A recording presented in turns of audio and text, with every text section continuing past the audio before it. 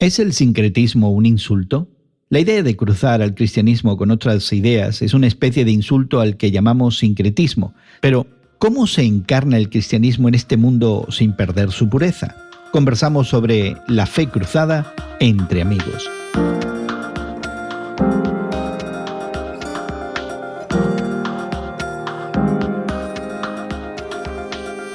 Gracias por acompañarnos entre amigos, esta conversación semanal con Guillermo Serrano, Elsa Mazón y tu servidor Jesús García sobre la fe cristiana y su interacción con el mundo contemporáneo.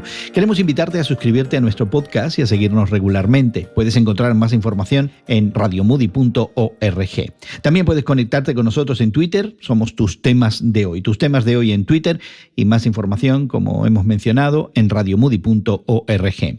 Hoy conversamos sobre el sincretismo como un insulto y descalificación dentro de la fe cristiana. Yo no pude encontrar demasiados insultos, no sé, Guillermo y Elsa, si pueden pensar en algún insulto teológico en la fe cristiana. Quizás no en este momento, porque nuestras limitantes mentales de repente hacen su juego, ¿no? Yo veo los insultos teológicos más bien, aparte de escasos, los veo sucediendo mucho en la academia, ¿no? Cuando algún teólogo escribe algún artículo muy técnico, muy intelectual acerca de cierta porción de la Biblia o de la manera que fue traducida, o lanza alguna innovación teológica y luego viene otro teólogo a contradecirlo, ¿no? Y se inician esos careos de que tú estás mal por esto y tú estás mal por lo otro, pero como que muchas veces esas discusiones se desvanecen. Pero en los últimos años es cierto que la palabra sincretismo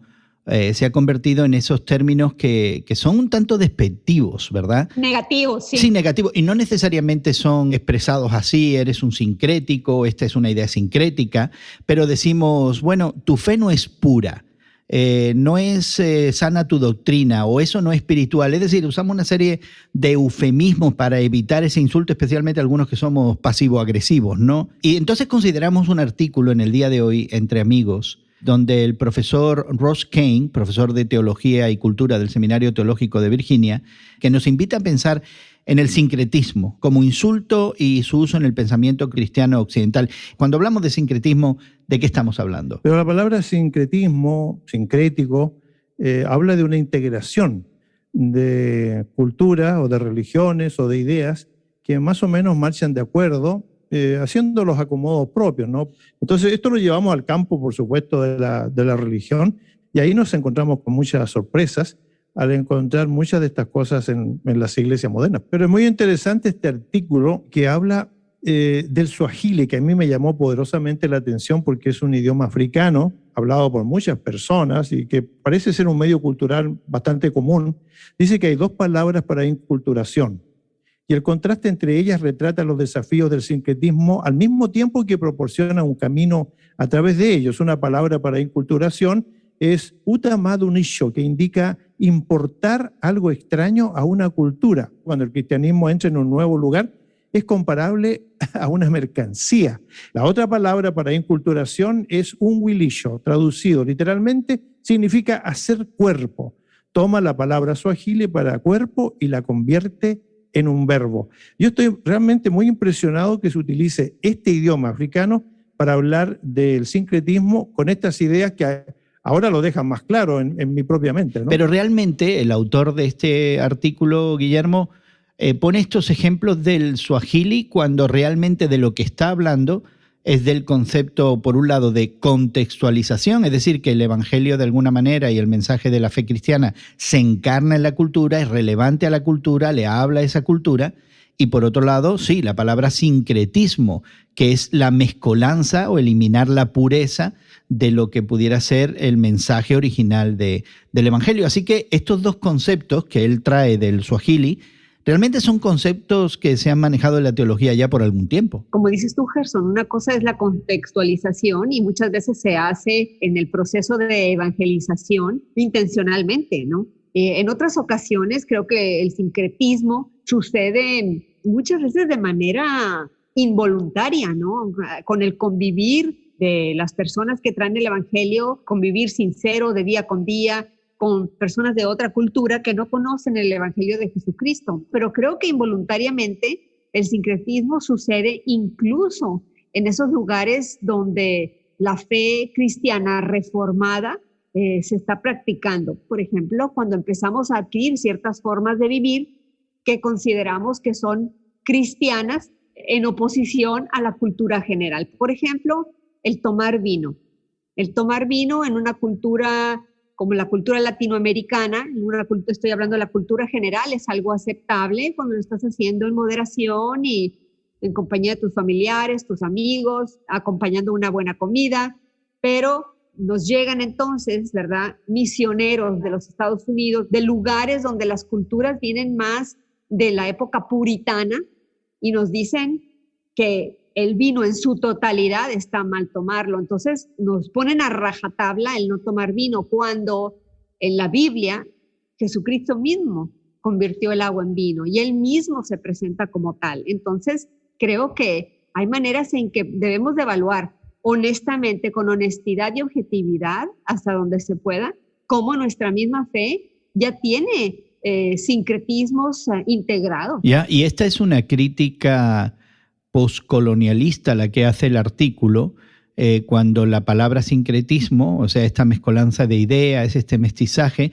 se usa para descalificar o menoscabar las expresiones de la fe cristiana que no coinciden con ciertas aspiraciones de los imperios y sociedades occidentales europeas y norteamericanas que llevaron el evangelio a algunos lugares, o que llevaron la cristiandad a algunos lugares en países no industrializados. Y en ese sentido se valora la posibilidad de recuperar ciertos valores culturales que no necesariamente sean malos, pero justamente porque hay un acto interpretativo también desde el punto de vista de la cristiandad occidental, es que el artículo dice que en cierta manera todos sincretizamos, que es lo que tú estás apuntando, Elsa, que de alguna manera cuando el evangelio habla a nuestra cultura y nos incomoda, muchos de nosotros tenemos la tendencia de eliminar la incomodidad hablando de otras cosas o interpretando de otra manera. Así que esa realidad que vemos fácilmente que viene de otras culturas debe ser integrada también en la nuestra. Es decir, hasta qué punto yo estoy sincretizando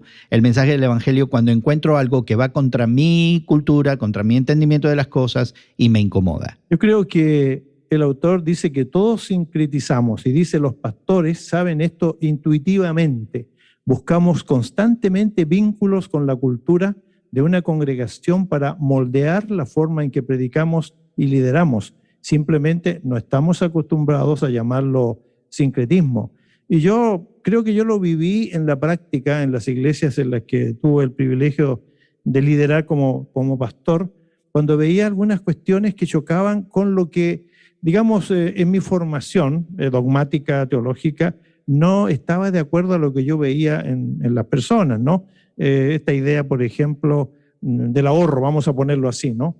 Y en donde en la cultura evangélica tradicional el ahorro forma parte de una cuestión casi religiosa, es decir, no solamente hay que dar el diezmo, pero también hay que ahorrar para el futuro y cosas así. Y cuando yo veía en estas iglesias latinas nuestras, tan latinas, en donde se gastaba y se despilfarraba todo lo que se tenía para vivir el ahora, que la gente no sabía que estaban viviendo un tipo de existencialismo, no estaban viviendo el momento, ellos no lo sabían, pero yo sí, y yo trataba de limitar esto desde un punto de vista teológico, es decir, nunca yo hubiera dicho, no utilicen esta cuestión tan sincrética, no lo hubiera llamado nunca así, aunque en mi mente sí lo veía. O sea, yo creo que este artículo tiene razón cuando dice que los pastores saben esto intuitivamente. Pero el problema es que, al fin de cuentas, el autor reconoce que hay un sincretismo que es bueno, digamos, en cierta manera, sea la idea de la relevancia del evangelio ante la cultura, y un sincretismo que no es tan bueno.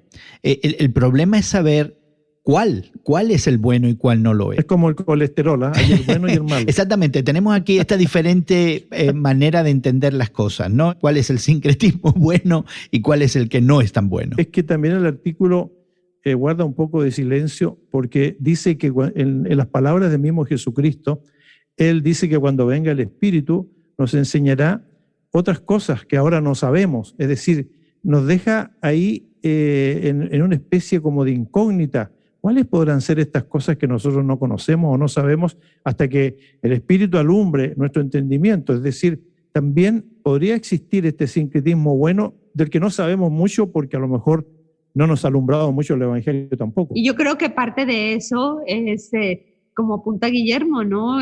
Recordarnos que la presencia del Espíritu Santo en nuestras vidas muchas veces nos lleva a incomodarnos. El sincretismo bueno, Gerson y Elsa, yo creo que es la encarnación misma de Jesucristo, que no deja de ser una especie de cuestión que no podemos aquilatar realmente cuando Dios mismo se encarna en un cuerpo humano. Algunos teólogos, Guillermo, llaman a esa encarnación el gran escándalo de Dios. También es sincretismo bueno y escándalo, sí. De verdad que sí, encontrar la divinidad, ¿verdad?, formando parte de la humanidad en la persona de Jesucristo es algo escandaloso, por eso terminaron crucificándolo en su tiempo a Jesús, ¿no? Proclamarse hijo de Dios, implicar teológicamente que estás uniendo a la divinidad en un cuerpo humano, que era la realidad de Jesucristo, pero era algo blasfemo para las personas religiosas de su tiempo. Bueno, la idea de que el sincretismo bueno puede venir del propio ejemplo de la encarnación no deja de ser un desafío a las mentes, yo diría, dogmáticas y tan formales de algunas personas que no se dan cuenta que estamos ante uno de los milagros y fenómenos más extraordinarios que se pueda uno imaginar, cuando la divinidad misma llega a formar parte de un grupo de gente que tenía necesidades físicas, de alimentación, de trabajar, de moverse, de visitar, de estar al lado de los que tenían unas grandes carencias, y en donde enseñaba a través de esas carencias la idea de compartir. Es decir, la encarnación no es solamente las figuras barrocas de un Jesucristo muy límpido, blanquillo él hasta la saciedad, y en donde aparece con una aureola y totalmente despegado de las personas.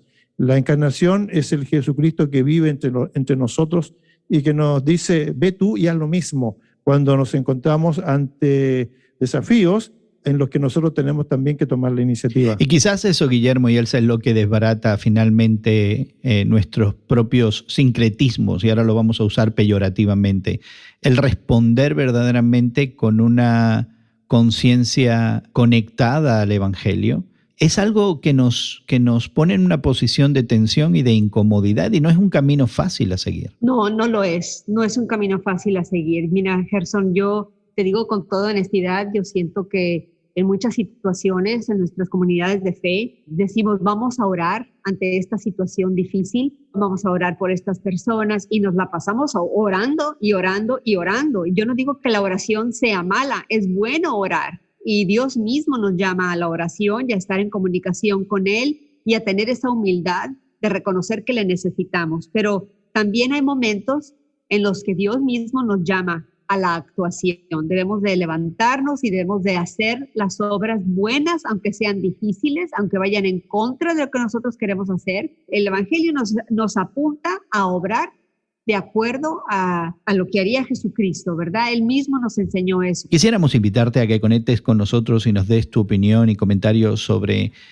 lo que hemos conversado hoy acerca del sincretismo como un insulto, o la necesidad realmente de contextualizar el mensaje del Evangelio y de encarnar ese mensaje con nuestra propia vida. Queremos animarte a que nos visites en radiomoody.org. También nos puedes encontrar en las redes sociales, y de una forma más concreta estamos en Twitter como Tus Temas de Hoy en Twitter. Y de nuevo, mayor información, maneras de suscribirte y quizás la posibilidad de escuchar otras conversaciones en radiomoody.org. Agradecemos el trabajo de realización de nuestros equipos de producción en Estados Unidos, Brasil y México. Agradecemos también a Elsa y a Guillermo el tiempo para conversar que han reservado para nosotros, y a nombre de todo este equipo, nuestra gratitud para ti por habernos acompañado. Esperamos encontrarte en otra ocasión para conversar de nuestra fe cristiana y nuestro mundo contemporáneo entre amigos. Que pases un buen día y que Dios te bendiga.